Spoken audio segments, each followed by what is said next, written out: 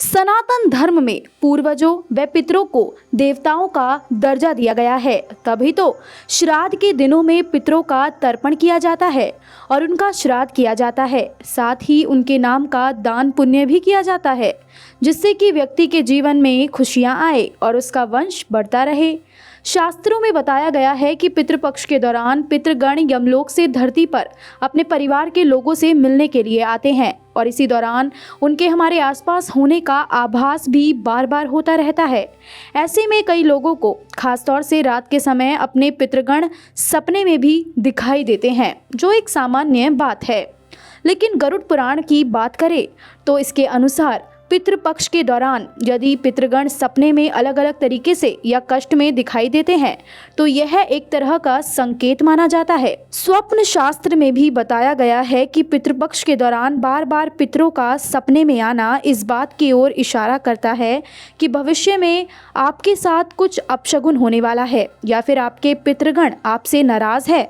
अगर आपको भी बार बार सपने में अपने पितृगण दिखाई देते हैं तो यह वीडियो आप अंत तक ज़रूर देखें। आज की इस वीडियो में हम आपको पितृपक्ष के दौरान पितरों के अलग अलग तरीकों से दिखाई देने से संबंधित संकेतों के बारे में बताएंगे। श्राद्ध में सपने में पितरों का ऐसे दिखना होता है अपशगुन। नंबर 1, यदि पितृपक्ष के दौरान आपको अपने पितृ या किसी ऐसे शख्स के सपने बार बार आते हैं जिसका स्वर्गवास हो गया है तो यह कोई शुभ संकेत नहीं है।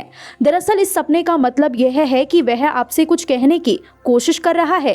तभी तो शास्त्रों में पितरों की आत्मा की शांति के लिए पिंडदान व तर्पण करने के लिए कहा गया है। हो सके तो आपको ब्राह्मण को भी भोजन कराना चाहिए, जिससे कि उनकी आत्मा को शांति मिले। इसके अलावा आप उनकी पसंद की चीज़ों का दान भी कर सकते हैं। ऐसा करने से उनकी आत्मा को शांति मिलती है और आपको उनका आशीर्वाद प्राप्त होता है।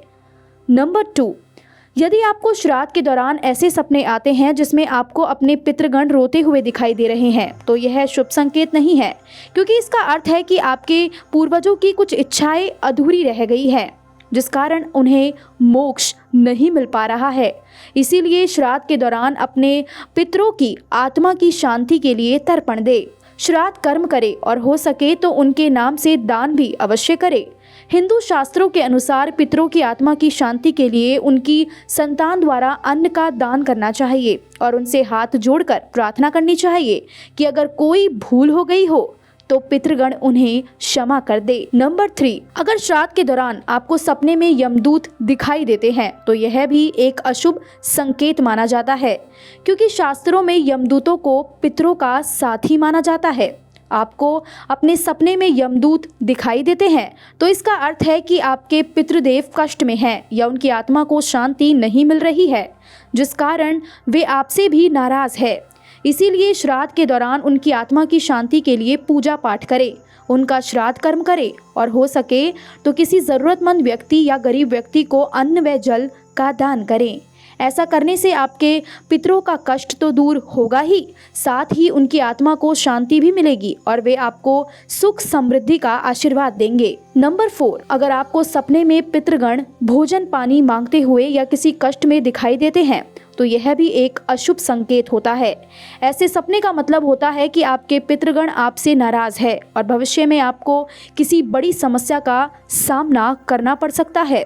यदि आप ऐसी समस्या से बचना चाहते हैं तो आपको उनकी आत्मा की शांति और कष्टों को दूर करने के लिए किसी विद्वान पंडित को बुलाकर घर में रामायण या फिर गीता का पाठ जरूर कराना चाहिए। नंबर 5, अगर पितृपक्ष के दौरान आपको बार बार कोई अशुभ सपने आते हैं, जैसे कि परिवार में किसी सदस्य को कष्ट में देखना, बीमार देखना या आपका कोई कार्य बिगड़ जाए, इसके अलावा कोई भी सपना देखने के बाद बहुत ज़्यादा घबराहट होना, तो इसका अर्थ है कि आपको भविष्य में मुसीबतों का सामना करना पड़ सकता है।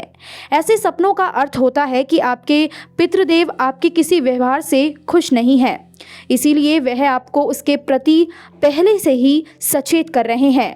अगर आप कोई नया कार्य करने जा रहे हैं या कोई बड़ा फैसला लेने जा रहे हैं तो उसे सोच समझ कर ले और हो सके तो अपने पितरों की आत्मा की शांति के लिए घर में पूजा पाठ करवाएं और उनका पिंडदान जरूर करें।